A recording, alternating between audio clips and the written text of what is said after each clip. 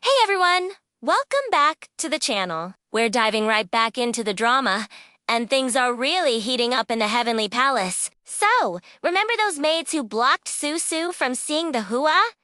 Well, the Hua wasn't having any of it. He came down hard on them, delivering a swift and severe punishment. This wasn't just about discipline. It was a power move. The Hua was sending a crystal-clear message to everyone in Shiwu Palace. Susu is important, and you will treat her with respect. His actions immediately sparked a firestorm of rumors. Whispers filled every corner of the palace. A wedding between the crown prince and this mortal woman was imminent. Nana Su, Su's loyal maid, was over the moon. She felt like all of Susu's silent suffering and patience were finally about to pay off. For her, this was a dream come true. Eager to win Susu's affection, the Hua presented her with a bolt of the most exquisite, beautiful cloth imaginable. But Susu's reaction wasn't what he expected. She barely looked at it, her eyes filled with a familiar sadness. She told him flatly that she didn't need it, her voice laced with a weary bitterness. "This is just pity," she said, cutting right to the heart of her insecurity. She believes his grand gestures aren't born from love, but from a sense of obligation and guilt. It's a heartbreaking dynamic, seeing him try so hard while she remains trapped in her own despair, unable to accept his kindness as genuine. Meanwhile, Susu develops a strange and unsettling habit. She constantly asks Nana to take her for a walk to Zhuxian Terrace. This puts Nana on high alert. She knows Zhuxian Terrace is no ordinary scenic spot. It's an ominous, dangerous place, pulsing with a volatile energy. She anxiously warns Susu that the aura there could harm her and the baby. But Susu just brushes off her concerns with a serene, almost detached expression. She claims she simply enjoys the fragrant scent of the flowers that bloom along the path. It's a flimsy excuse, and Nana knows it. One day, as they walk, Susu gently asks Nana to let go of her arm. She wants to walk on her own. With Nana following closely behind, Susu reaches out, her hands finding the cold stone railing, and begins to feel her way, step by step, towards the edge of Zhuxian Terrace. The sight fills Nana with a profound sense of dread. As they stand there, surrounded by the unsettling energy of the terrace, Susu breaks the silence. She asks Nana if the little prince, her unborn son, has a name yet.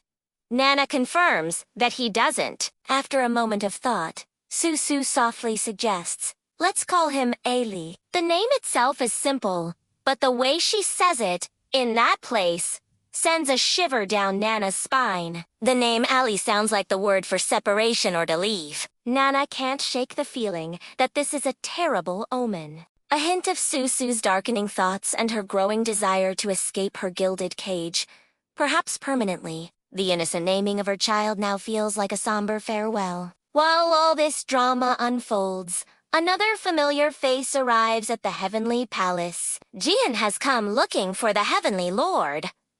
His mission is twofold. First, he's desperately trying to find any clue about what happened to Bai Qian, his beloved Jia Wu, after she sealed the fearsome He hopes the Heavenly Lord might have some insight. But the Heavenly Lord is of little help. He's managed to deduce that the current crown princess consort, Susu, is actually Bai Qian in immortal form. But as for the sealing of Qing Kong and her subsequent disappearance, he knows nothing. It's a dead end, and Zheyan's frustration grows. He's so close to the truth, yet so far from finding his friend. Guillen's second task is a favor for the Fox Emperor. He's been asked to inquire about Bai Qian's niece, the adorable and persistent little fox. She's been away from their home in Qingku for a very long time, supposedly repaying a debt of gratitude to the stoic Emperor Donghua. And her family is getting extremely worried. Zheyan brings this up with the Emperor, who seems utterly unfazed. Donghua slowly and deliberately states that he never asked her to repay any favor. In fact, he adds with a sigh, having her around has been, well, a bit of a nuisance. He finds her presence troublesome. And who should be hiding just outside the door, listening to this entire conversation? none other than Fengjiu herself. She hears Donghua's cold dismissal, his casual description of her as a trouble. The words hit her like a physical blow. All her devotion, all her efforts to be near him, all of it was just an annoyance to him. Her heart shatters into a million pieces. With tears welling in her eyes, she turns and flees, completely and utterly disheartened. Her innocent love has been crushed by his icy indifference. But Fengjiu's heartbreak isn't her only problem. She has an enemy in the palace, the Princess Zheyan. Jiu has disliked Fengjiu from the moment she arrived. Jealous of the attention she received from Donghua, seeing Fengjiu now, distracted and devastated, Jiu sees her chance. She decides to take advantage of Fengjiu's vulnerability. This is the perfect moment to strike, to drive a permanent wedge between Fengjiu and the Emperor, and perhaps get rid of the little fox for good. Jiu's jealousy is about to curdle into something much more dangerous, and poor Fengjiu is walking right into her trap. What a tangled web of love, misunderstanding, and political maneuvering. We have Susu teetering on a literal and emotional precipice, Fengjiu's heart being broken, and schemes brewing in the shadow, and knocked her unconscious and threw her into the demon-locking tower. Zheyan was about to leave the heavenly palace and return to the peach forest. On his way back, he ran into Susu, who was covered in gauze. Zheyan saw that half of Susu's face looked very much like Xiaowu, and the faint scent of peach blossoms was even more unique to the 10-mile peach forest. Zheyan looked at Susu with a thoughtful expression. Yahua thought Susu had bumped into Gihan, so he quickly stepped forward to protect her and apologized to Gihan. Susu looked very similar to an old friend from his 10-mile peach forest. He also told Susu that if he had the chance, he would invite her to his 10-mile peach forest. Susu didn't know why, but she always felt a natural affinity for the peach forest. After the Hua said goodbye to Zheyan for a while, he took Susu back to Yala. Susu timidly explained that she just liked the scent of flowers near Zhuxian. And if the Hua didn't like it, she would not go there anymore. The Hua felt sorry for Susu's current appearance. He held Susu's hand and promised her that in 10 days you will be the crown princess, and you don't need anyone's permission to go anywhere you want. After hearing this, Susu's mood did not change. She just changed the subject. The Hua was full of heartache and guilt. Donghua discovered that Fengjiu was missing. After questioning Jiu, He learned that Fengjiu was thrown into the demon-locking tower. Donghua immediately went to the demon-locking tower to rescue Fengjiu. Unexpectedly, Fengjiu was originally a beast. If Yahua used magic in the demon-locking tower, Fengjiu would also be hurt. For Fengjiu, Donghua had to fight the Demon King with his bare hands. In the end, he killed the Demon King. But Donghua was also seriously injured. Donghua carried the frightened Fengjiu back to Taikan Palace. Siming hurriedly called the Medicine King to heal the Emperor. Even the Medicine King was amazed that there was anyone in this world who could seriously injure the Emperor. Donghua ignored Siming and the Medicine King, but just stared at Fengjiu, who was still fainting outside the screen. Fengjiu woke up and hurriedly asked Siming about Donghua's injury.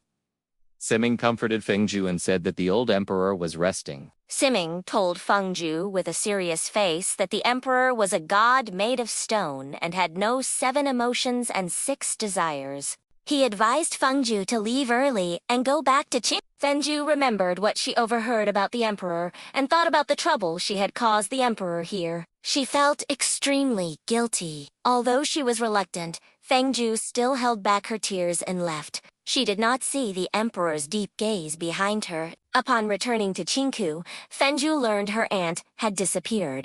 Recalling Zhuxian's actions, which had made her a laughingstock, she fled to the North Sea to confront Zhuxian, seeking justice for her aunt. Zhuxian, knowing she had wronged her aunt, listened to Fengjiu's scolding without retaliating, and even returned her aunt's broken cloud fan to Fengjiu. Fengjiu, filled with rage at Zhuxian's actions, let it pass. Fengjiu demanded that Zhuxian swear not to tell anyone about the Qingku incident, threatening that even if she forgave her now, she would still seek justice from her in the future. Sujin led her men to the gates of Shiwu Palace. but was stopped. Displeased, She had no choice but to leave. while Nana was carrying Ali to find Empress Susu, Susu headed alone to Zhuxian Terrace, following her memory. Susu stumbled her way to Zhuxian Terrace, her mind filled with images of her and the Hua together. But just as beautiful as they had been, so despaired were they now. The Hua was talking with Empress Susu in the palace when Ali suddenly burst into tears. For some reason, the Hua had a bad feeling and went straight to Shiwu Palace, only to find Susu nowhere to be found. At this moment, Susu's voice was heard from the bronze mirror. Susu's voice, echoing through the bronze mirror, made the Hua uneasy. Slowly, Susu announced that she was leaving the 9 heavens. She asked the Hua to take good care of Ali, suppressing her reluctance. Susu told the Hua that she had once dreamed of taking Ali to see the rosy clouds and mists of the 9 heavens, but that now seemed impossible. She hoped the Hua wouldn't tell Ali that his mother was a despised mortal. Having said this, Susu felt free of worries. She had only one thing to say to the Hua. Let her go, and she would let him go too. From now on, they would owe each other nothing. The Hua's heart ached. He knew Susu was at the Zhuxian Terrace, and he used all his strength to rush there, hoping to go faster, faster. Susu threw down the bronze mirror, no longer concerned with the 9 heavens.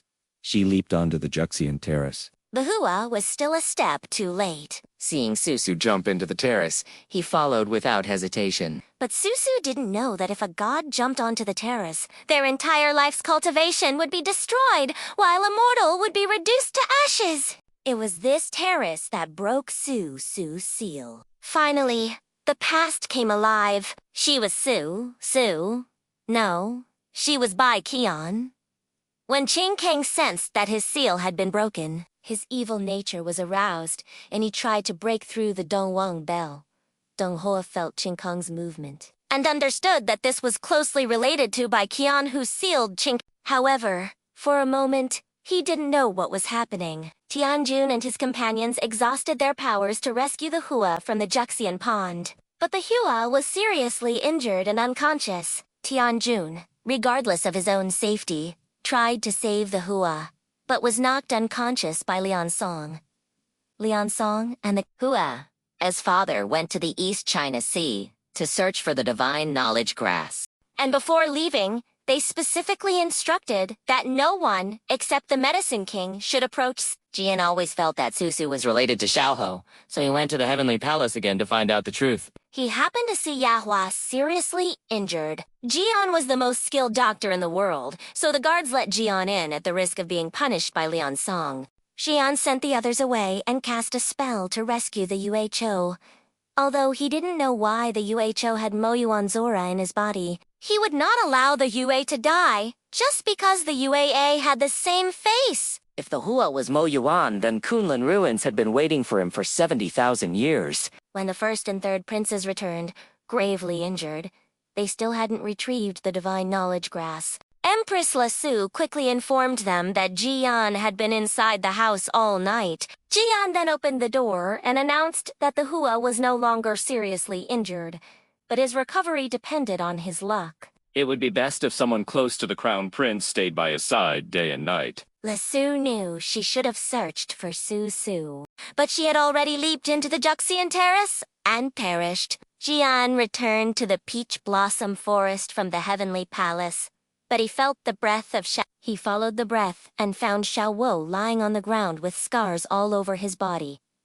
Zheyan quickly cast a spell to wake him up. As soon as Bai Qian woke up, she asked Qian for the forgetfulness wine. Zheyan asked her with concern where she had been these days. Bai Qian said dejectedly that she had not gained any advantage in the battle with Qin. Her memory and magic power were sealed, and she was thrown into the deserted mountains and experienced a disaster. Bai Qian knew that Zheyan had a medicine that could make people forget some things, so she asked him for it. Zheyan saw that Bai Qian was very sad these days, so he did not ask in detail, but just asked her to think it over. The Hua has not woken up, and the Celestial Emperor and his companions are extremely anxious. Upon hearing the news, Donghua arrives at the Heavenly Palace and tells the emperor that the Sujin clan possesses a heavenly lantern, called the soul-binding lantern, which can gather the souls of the gods. However, the lantern is buried in the Wuwang Sea,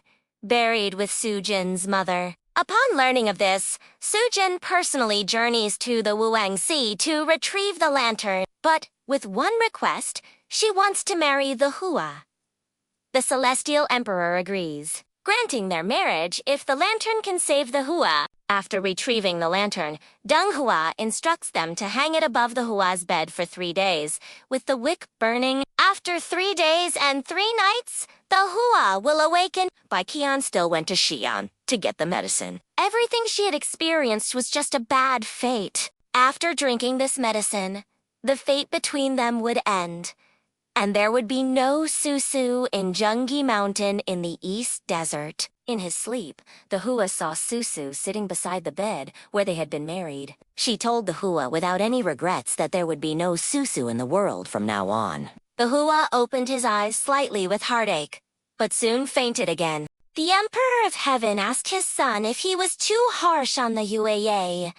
Ever since the UAA could walk, he was taken to the study. Because he cried in front of his mother, he was forced to leave his mother for 20,000 years. Bai Qian has always been sentimental, and Bai Zi and the others hadn't anticipated that her ascension to godhood would be met with yet another emotional calamity. If Bai Qian hadn't been truly overwhelmed, why would she have asked Zheyan for the love potion? Zheyan and the others discussed keeping the whole situation a secret from Bai Qian, pretending she had fallen asleep after her battle with Qing. As for her eye condition, they could claim it was a congenital condition, a mere result of an injury. Everyone agreed. Gian also requested that Bai Zi go to the underworld and fetch a light-blocking white silk for Susu. While everyone was gathered around Bai Qian, Bai Zuan secretly asked Jian how he met his parents. Jian said that he had fallen in love with his mother, but unfortunately, she fell in love with the unromantic Bai Zhao. Jian and Bai Zi fought for 3 days and 3 nights and found that they had similar interests, so they became brothers. And Jian simply let Bai Zu win the beauty. Bai Zuan said that his mother would not like Jian, an old phoenix. Jian was furious and mocked him by bringing up the time when Bai Zuan asked him to kiss him when they were young. After the Hua woke up, he said nothing and looked completely hopeless. Donghua ordered Lian Song to place the soul-binding lamp at the head of Yahua's bed and keep it there for 3 days and 3 nights so that Yahua could wake up. Bai Qian recalled the oath she made when she married the Hua. Unfortunately, it was an ill-fated relationship after all. Bai Qian drank Yan's forgetfulness wine, and from then on, there was no more Susu in the world. The Heavenly Emperor watched the Hua go through such hardships and couldn't help but reflect on whether he had been too harsh on the Hua over the past tens of thousands of years. Lian Song told the Heavenly Emperor frankly that in his eyes, the Hua was just a poor child. No matter that he had ascended to heaven at the age of 20,000 or had made great achievements in battle, he had always grown up alone and had never even had love. He had finally met the love of his life, Susu, but he had to face such a great disaster. Bai Qian drank the forgetfulness wine and slept for a long time. The Fox Emperor! Fox Queen, Jian and others surrounded Bai Qian. Everyone felt sorry for Bai Qian's emotional tribulation. Since Bai Qian decided to forget, Jian asked everyone not to mention this matter after Bai Qian woke up. They just thought that Bai Qian was injured after the battle with Qing. As for this eye, they said it was brought from the womb, but it just broke out after the injury. Jian asked the Fox Emperor to go to the underworld and use Zhuangguang to make a white silk for Bai Qian. The Hua finally woke up, but he looked like he had lost all hope. Empress Susu took the forgetfulness pill from the Medicine King. She cried and begged the Hua to forget the past and live well, but the Hua only said lightly, "I don't want to forget her." Bai Qian woke up, and Bai Zuhan explained to her her typhoid fever and eye disease according to what Gihan said. Bai Qian just thought that she had been sleeping for the past few years. Bai Qian recalled the years she'd spent asleep, without her precious blood to nourish her. Her master's celestial body was damaged, and what would become of it. But when Bai Qian hurried to the cave, she discovered Mo Yuan's celestial body intact. Just as she was wondering what was going on, Zheyan told her that Mo Yuan might be waking up. For 70,000 years, she had lived day and night, waiting for her master's return. This master, closer to her than even her own father, was closer to her. Now, hearing Jian's words that Mo Yuan was about to wake up, Bai Qian couldn't believe it. After Fengjiu returned from the heavenly palace, she had been drinking to drown her sorrows, becoming drowsy. Bai Qian comforted her and listened as she recounted her past experiences with the Emperor over the past few years. Fengjiu snuggled in Bai Qian's arms and plaintively asked her why she loved the Emperor. Bai Qian sighed. Why do you have to love Emperor even though he's a deity older than your father? Fengjiu curiously asked Bai Qian. And, have you ever loved anyone before? Bai Qian recalled her past with Li Jing on Kunlun Su and couldn't help but laugh at herself. The first thing the Hua did upon waking up was to find Siming and Lian Song, hoping to investigate the matter between Xian and Mo Yuan. Lian Song wondered why he was so eager to investigate right after waking. It turned out the Hua wanted to find Xian and ask how to revive Mo Yuan, and if that would also bring Susu back to life. Siming thought for a moment and told the Hua that there might be someone who could answer the question of Xian's whereabouts. Fengjiu. The Hua hurried to Chengku to see Fengjiu, and Mi Ju went in to report the matter. Bai Qian was puzzled when she heard the Hua's name, and said bluntly that she had already broken off the engagement with his second uncle Sang Ji. So what was he doing here? Fengjiu had never had a good impression of the Hua because of Susu's incident, and hurriedly told Bai Qian that this man was a cruel, an unfaithful man, and her aunt must not marry him. Bai Qian didn't understand when she would marry the prince, the Hua, me. Jiyu explained to Bai Qian the marriage is arranged for Bai Qian and the Hua by the Fox Emperor and the god Zheyan. Bai Qian was really annoyed with her parents. Why were they arranging this marriage for her? Fenggu told the Hua that she didn't know where Xiyin was, and the Hua returned home, disappointed. Su Jin finally got her wish and was to marry into Shiwu Palace. The Hua ordered someone to tell Su Jin to come by herself on a sedan chair. Su Jin was overjoyed and arrived at Shiwu Palace in a phoenix coronet and bridal robe. The Hua stood with his hands behind his back, facing Su Jin. Seeing the Hua's back, Su Jin remembered the time when she often read beside him as a child.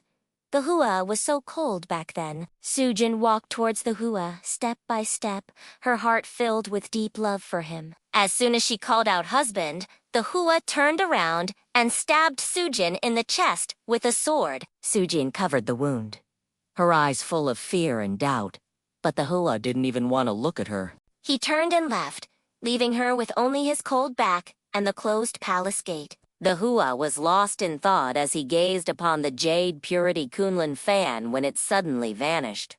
The Hua realized that Xiyin had reappeared, and the fan had been summoned by its owner. It turned out that Bai Qian had returned to Kunlun Su An, lamenting the desolate scene. Suddenly realized her magical instrument was missing. She used her magic to recall the jade purity Kunlun fan. The Hua tracked her down to Kunlun Su, but by some strange coincidence, the two of them were together.